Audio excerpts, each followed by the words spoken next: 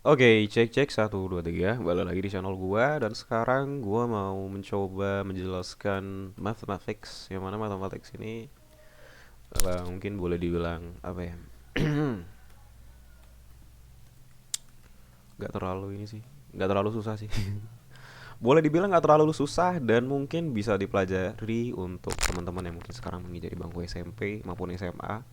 Apa ya, mungkin nggak terlalu ribet lah gitu urusan tentang bahan dan juga sesuatu yang gue bahas di di kesempatan kali ini. Oke, mungkin gila, gue pakai Windows baru seperti biasa. Di sini gue belum download game atau apa ya, sesuatu yang lebih interaktif gitu, kayak gym gitu, atau Photoshop or something, kayak Notepad atau apa ya, kayak semacam apa ya, drawing, kayak Paint or something like that. Gue belum install ya, gue nggak paham sih apakah ada Paint gitu ya kan, Pinta gitu. Is a universal simplified regime for casual users. Oke, coba dulu ya mungkin.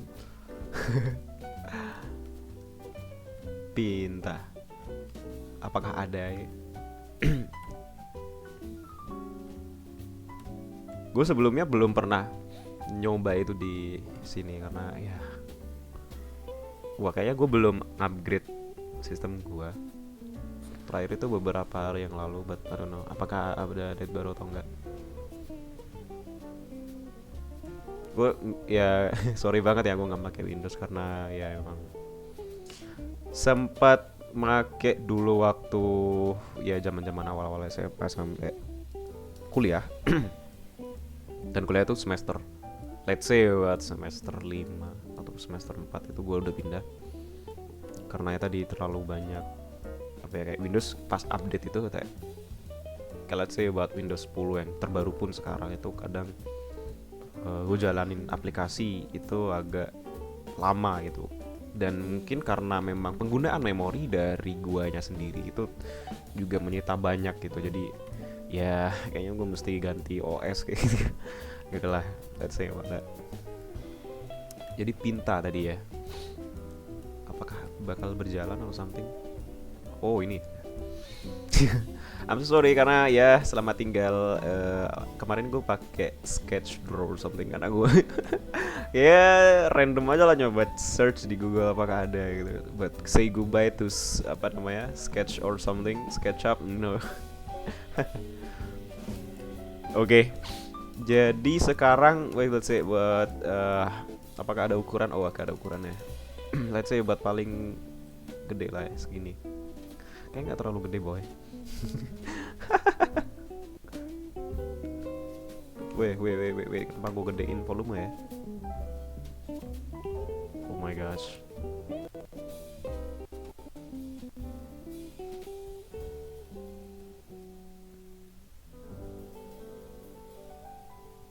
Ini nggak terlalu tuh ngaruh sih, tapi ya santuy. Oh ternyata kayak gini coy. Ya mungkin gue sedikit adjust gitu ya kali ya, biar biar terlihat lebar.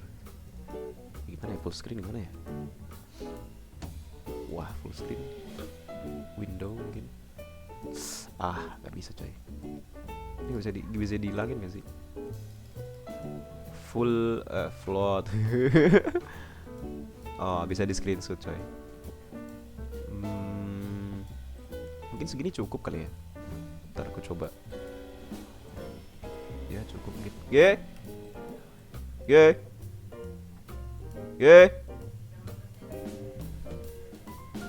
Oke. Ntar coy, ada nenek gua nyuruh gua barusan coy. Ya kayaknya ya gue bentar aja lah, ntar nggak terlalu banyak sih. Jadi poin gue di sini gue mau ngejelasin ini sih ya, apa ya, nggak terlalu ribet sih. Jadi ada suatu permasalahan integral, let's say about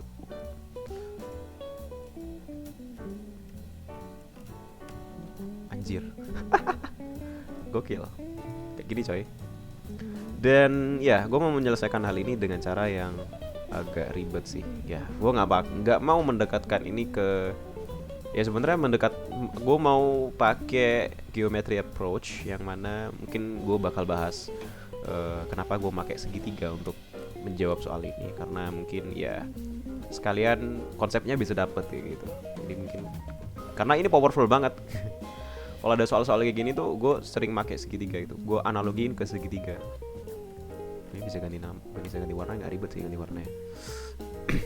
And so let's dive into it. Jadi mungkin pertama-tama gue mau memperkenalkan dulu apa aja bahan yang mesti kita gunain untuk menyelesaikan integral ini. Jadi first in first apaan? Jadi pertama kali itu ada namanya trigonometri. Karena ini yang bakal jadi titik poin utamanya itu di trigonometri. Habis itu ya pastilah integral ya. Terus yang ketiga mungkin ya geometrinya. Sebenarnya geometrinya ini nggak terlalu berpengaruh sih. Gue cuma butuh segitiga. Habis itu analoginya ini maksudnya kemana kayak gitu. Tapi that's okay. Mungkin itu bahan yang mesti kalian gunakan di sini. Mungkin nanti ada ya paling berpengaruh sih di sini sih, di trigonometrinya sih, sama integral. Jadi poin utamanya di sini. And so bagi kalian yang belum pernah mempelajari ketiga bahan ini, gue harap kalian sudah mempelajari.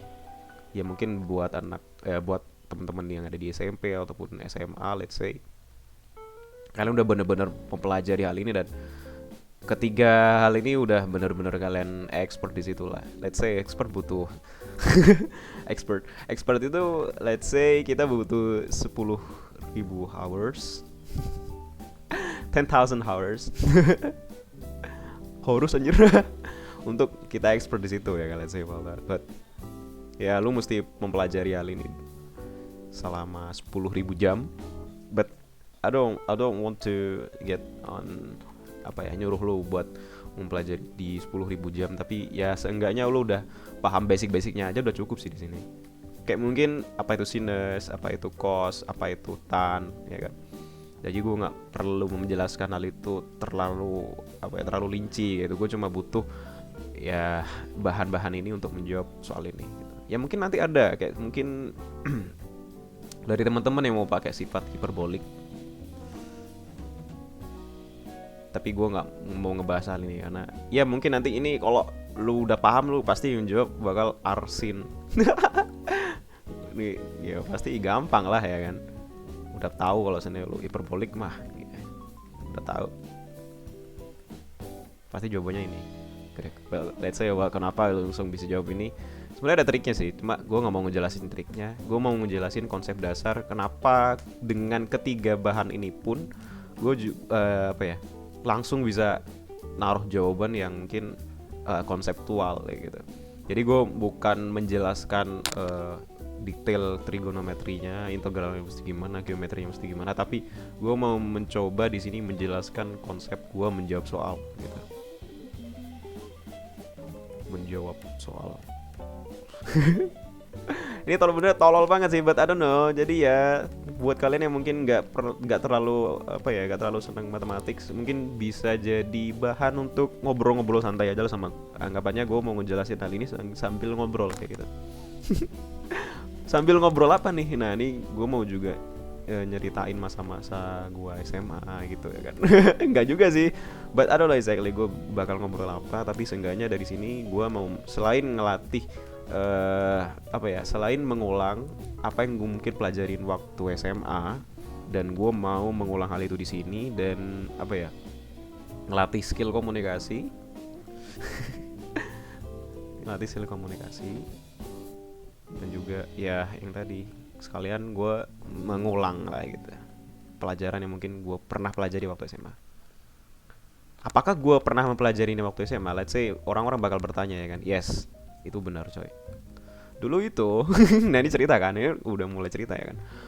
Waktu gue SMA itu gue mempelajari buku, itu nama bukunya mungkin bagi kalian yang pertama kali masuk teknik atau ya mempelajari entah itu di teknik, entah itu di ekonomi, entah itu di mana-mana lah, dulu awal-awal semester mungkin bakal diperkenalkan dengan kalkulus elementer kayak gitu ya kan, atau apa ya, let's say kalkulus dasar atau kalkulus satu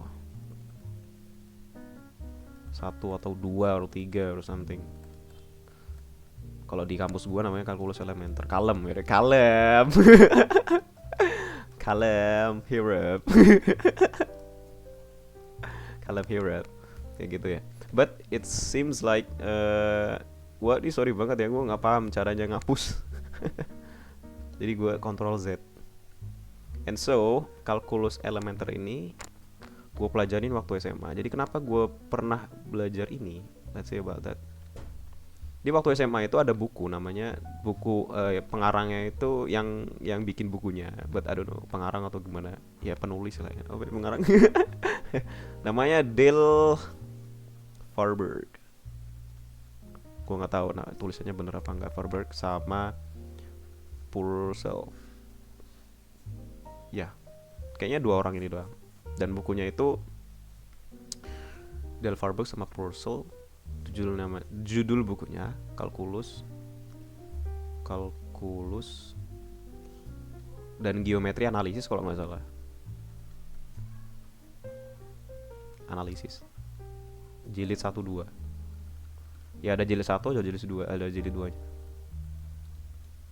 Dan buku ini, let's say lu nggak tahu lah ya, gue coba kasih tahu.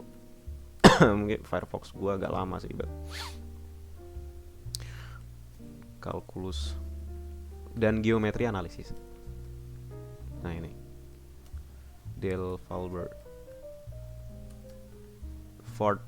ini mungkin, I don't know, Farberg. Nah ini bukunya itu apa ya? Ya ini bukunya sangat ya, mungkin menurut kalian sangat familiar gitu ya.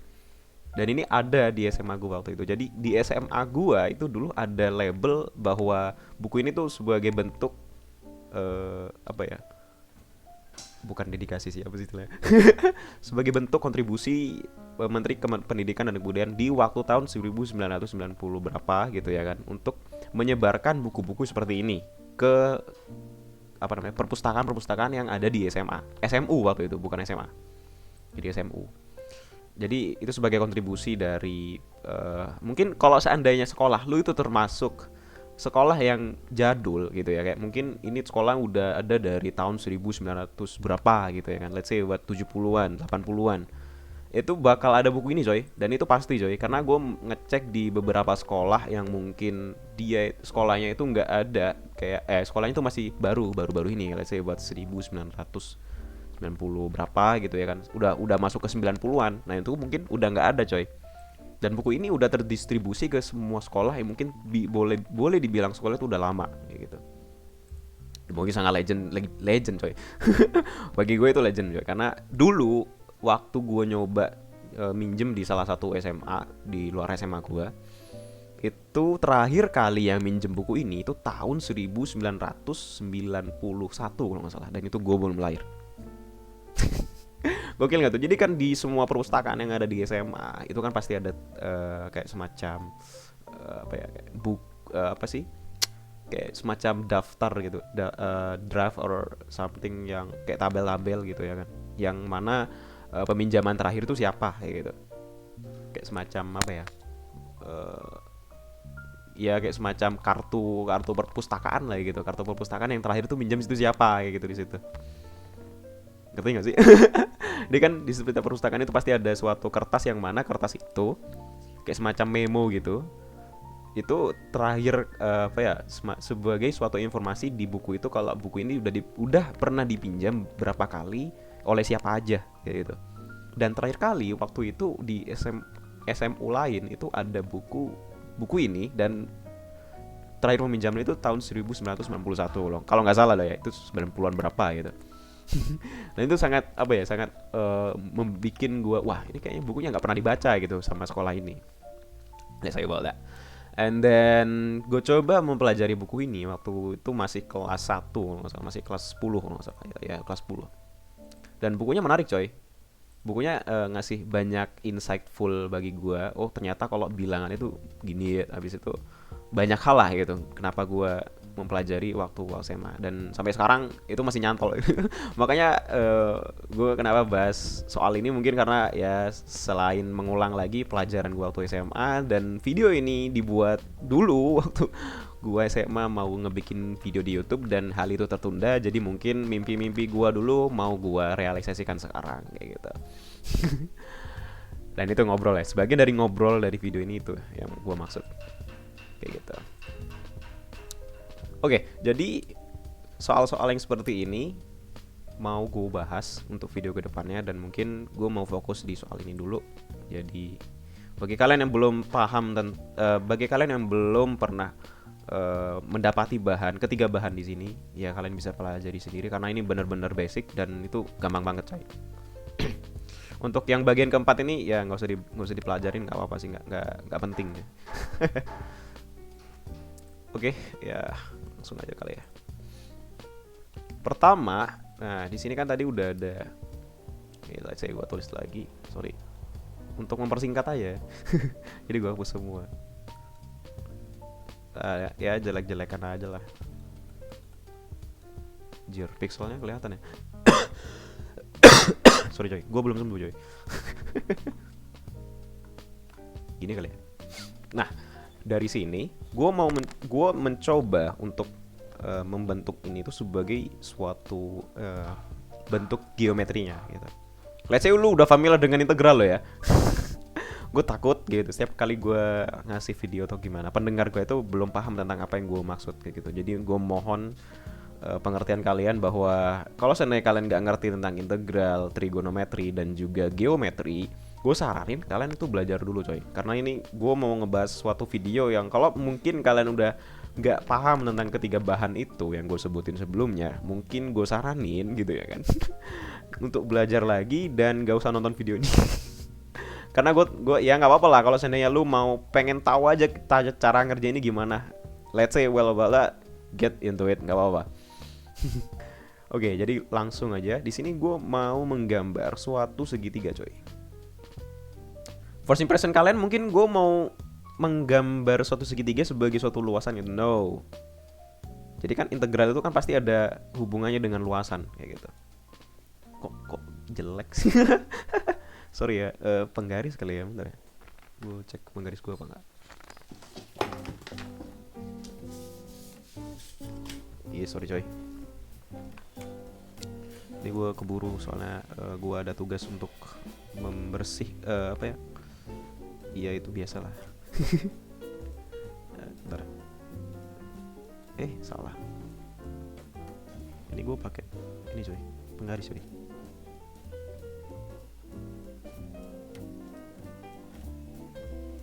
Sama aja ya. Sama aja ya. Padahal gue udah pakai penggaris coy. Jay. Ya, let's say about that. Tadi gue agak ribet nih. Nah, jadi ada segitiga siku-siku. Sorry banget ya. Nah, ini siku-siku. Anjir lah. Dan ini adalah sudutnya, let's say buat sudut alfa. Nah, kalau lu nemu soal kayak gini coy, perhatiin. Nah, ini kan bentuknya fungsi yang mau kita integralin itu kan 1 dibagi akar X pangkat 2 plus 1. Ya kan? Berarti di sini ada unsur pembagian ya kan. Kenapa gue pakai geometri? Karena ini ada unsur pembagian. Jadi kayak ada 1 per berapa gitu ya kan. Let's say about that.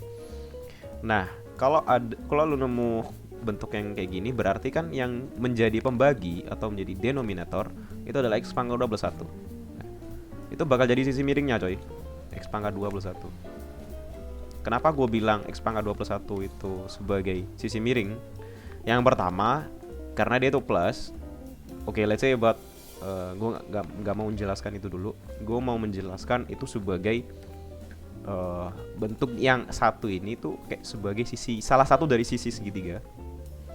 Entah itu satu, entah itu miringnya, entah itu yang mana aja lah. Antara ketiga ini lu taruh aja lah satu, let's say about this, ya kan? Dan sekarang ada unsur X di sini. Let's say about this. X itu gue taruh sini. Nah, kenapa gue menginterpretasikannya sebagai bentuk geometrinya sebagai berikut gitu. Kita bicaranya geometri dulu ya. Dari 3 bahan di atas kita bicaranya geometri dulu. Geometri kayak gitu. Nah, kenapa? Let's say kalau seandainya gue ini kan segitiga siku-siku nih. Nah, ya kan? Berarti kan kalau gue mau mencari sisi miring ya, berarti kan gue akarin gue kuadratin keduanya, habis itu gue akar ya kan. Jadi x pangkat 2 plus 1. Ya enggak? X kuadrat itu x pangkat 2, 1 kuadrat itu 1. Ya, nah, berarti kan ada hubungan di sini. Kalau gue taruh sin alfa itu sama dengan 1 per x pangkat 2 plus 1. Dari situ cos alfa x per x pangkat 2 plus 1. Ini udah masuk ke trigonometri, ya kan? Trigonometri. Ini bagian geometrinya, ini bagian trigonometrinya, kayak gitu. Habis itu masalah integral ntar. Jadi fokus gua ntar di trigonometrinya, coy. Ini jadi bahan utama kita untuk pembelajaran kali ini. Jadi kalau seandainya lu nemu suatu fraction atau suatu bentuk pecahan lah, let's say 1 per akar x pangkat 21. Itu lu coba taruh salah satu unsur dari pecahan ini ke bagian dari segitiga itu. Apakah match gitu? Nah, kalau seandainya bentuknya bukan x pangkat 2 plus 1, tapi melainkan x pangkat 2 min 1, nah ini beda lagi, coy. Ya, beda lagi. Kalau x pangkat 2 plus akar x pangkat 2 min 1. Let's say about 1 per 1 per x pangkat 2 min 1. Berarti kan gua ada segitiga baru. Sorry ya, ini gue belum biasa, coy. Segitiga baru. Ini sisi miring ya, sorry. Asli susah parah, coy. Bentar ya. Ini gue nggak ngedit videonya juga biar terlihat natural gitu. Gue tuh mau melatih skill gue, coy. Melatih skill komunikasi gue. Jadi nanti kalau seandainya emang panjang, ya mohon maklum aja. Gak jelas sumpah. Kalau x pangkat 2 min 1, kan ini plus ya kan. Nah, sekarang kita ubah jadi mins. Misalkan gue mau meletakkan 1 itu di sini. Nah, sebenarnya yang jadi highlight itu adalah bagian ini yang ada di depan ini, coy. Nah, sama tandanya, sama operatornya.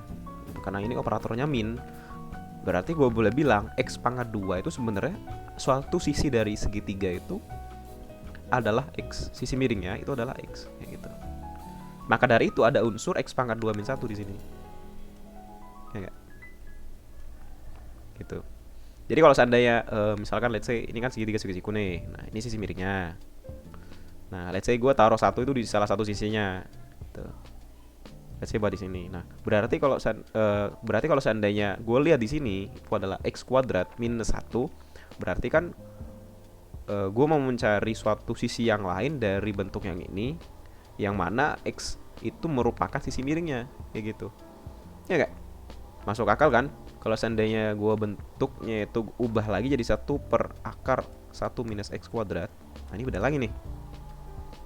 Berarti gue mau ngebentuk itu suatu segitiga siku-siku, ya kan? Ini kenapa sisi miring gini mulu lah? Gue put salah satu sisinya, let's say buat 1. Nah, kalau 1 di sini, ntar 1 minus x-nya di mana? Kayak gitu. Kan bingung. Kalau x-nya ada di sini, apakah 1 minus x pangkat 2 ada di sini? Oh, ternyata tidak, coy.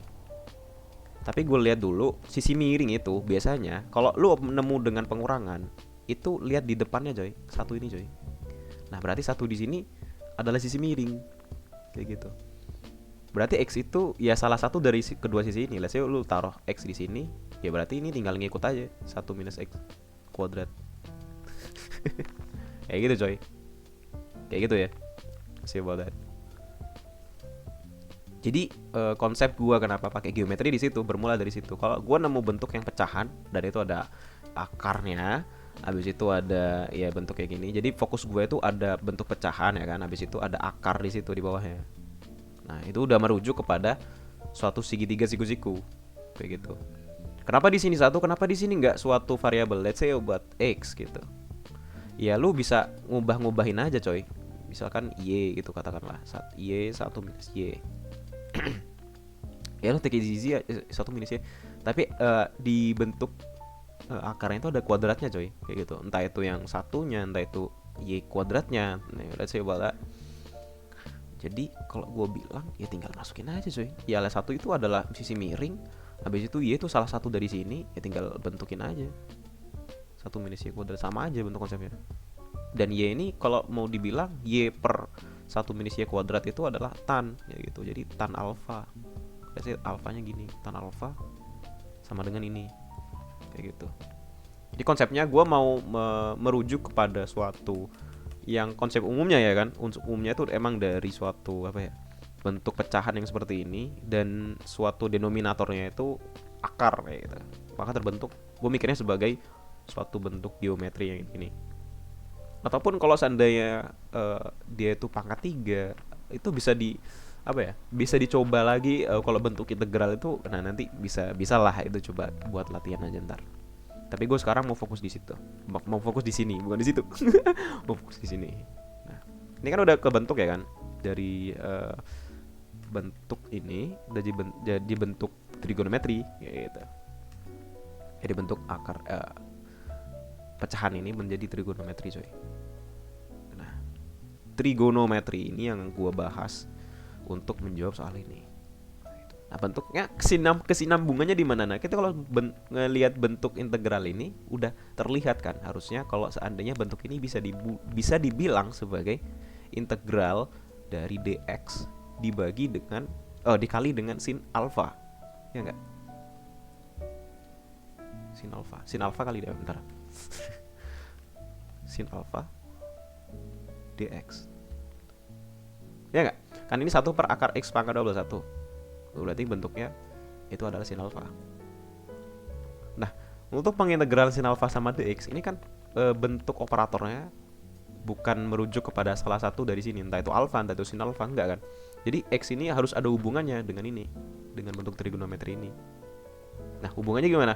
Oh, let's say buat x itu sebenarnya kalau kita bentuk kuadrat sin alfa kuadrat, let's say buat this kita kuadratin semuanya di sin alfa kuadrat sama dengan 1 per x pangkat 2 plus 1. Habis itu berarti si x pangkat 2 plus 1 sama dengan 1 per sin alfa kuadrat. Habis itu berarti x pangkat 2 itu sama dengan x pangkat 2 sama dengan 1 per sin alfa kuadrat min 1. Habis itu kita akarin kalau nyariin x nya. Well, itu terlalu ribet, ya nggak? Kalau kita mau merujuk ke sini, ke x, apa hubungannya dengan sin alfa? Ya hubungannya kayak gini, ya benar. Ini benar, nggak salah coy. Tapi menurut gue itu terlalu ribet. Tapi ada dasarnya kalau kita itu melihatnya sebagai x itu kita mau mencoba, ya kan, untuk menarik suatu derivatif dari sini, turunan dari sini. Itu bakal lebih gampang coy. Tapi kalau kita melihat ini lah, ini bisa sebenarnya masih bisa diterusin gitu. Berarti x itu kan sama dengan 1 minus cos alfa 1 minus cos kuadrat alfa sin kuadrat alfa. Ya enggak? Terus kita akar. Berarti kan ini bisa jadi sin kan? Sin alfa per sin alfa. Berarti sama dengan 1 kan? Iya enggak? Ya kan? Kalau 1 minus cos pangkat 2 alfa berarti kan sin alfa kuadrat. Ya kan? Sin alfa per sin alfa kuadrat 1. Berarti x sama dengan 1. Selesai. Nggak seperti itu coy. Konsepnya nggak seperti itu. Jadi konsepnya itu ya emang bener kalau seandainya kita terusin itu bakal jadi kayak gitu. Tapi konsep yang mau kita turunkan itu bukan ini coy. Karena hubungan yang sebenarnya itu bukan x sama dengan 1. Emang bener. Enggak, udah bener ini. Tapi konsep yang gue mau turun, karena let's say buat gue mau menarik kesimpulan dari sini, ya kan? Itu kan gue mau menganalogikan, ini masih berupa variabel. Ini nggak sah coy, karena sebenarnya ini masih berupa variabel. Let's say buat y gitu. Jadi y sama dengan 1 per akar x pangkat 2 plus 1. Jadi hubungannya emang ini doang gitu loh. Karena properties dari y-nya sendiri itu belum gue jelasin mesti kayak gimana. Ya itu. Jadi y ini sebagai sebatas variabel ini, kayak semacam let's say buat variabel yang apa ya? Kita bilang ya abstrak kayak gitu. Bukan sebagai variabel yang emang itu nilainya gitu loh. Ya kan? Artinya kan kalau sama dengan kan nilainya sama kayak gitu. Tapi bukan itu yang gue maksud. Yang gue maksud adalah variabel sebagai analogi. Bahwa variabel yang gue cantumin sebagai sin alfa sama 1 per akar x pangkat 2 plus 1 itu masih belum selesai di situ.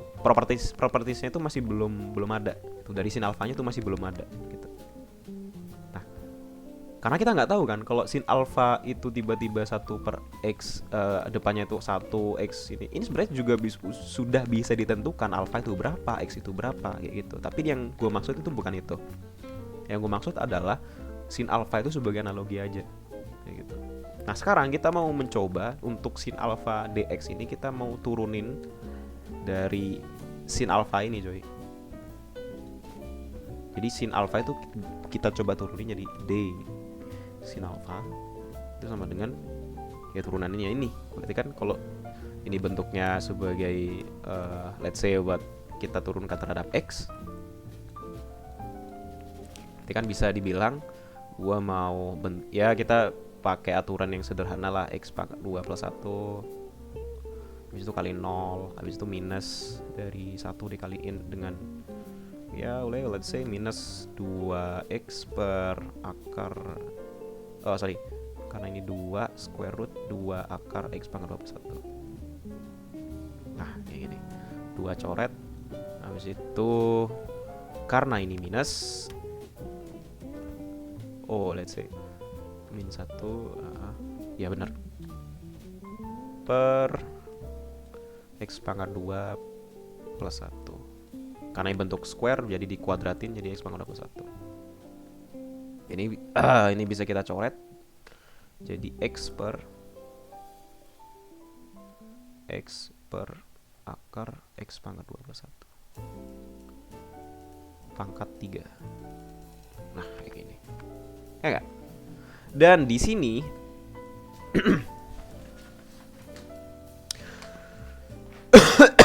bentar coy.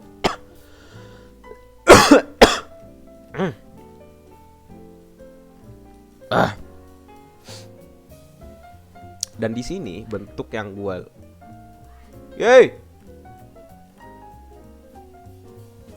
bentar coy, gua dipanggil coy. Ntar ya mungkin ini gue lanjutin. Jadi gue disuruh bersih-bersih dulu sama nenek gue. Jadi sorry ya. Jadi ini sampai di sini ya. Nanti gue lanjutin videonya.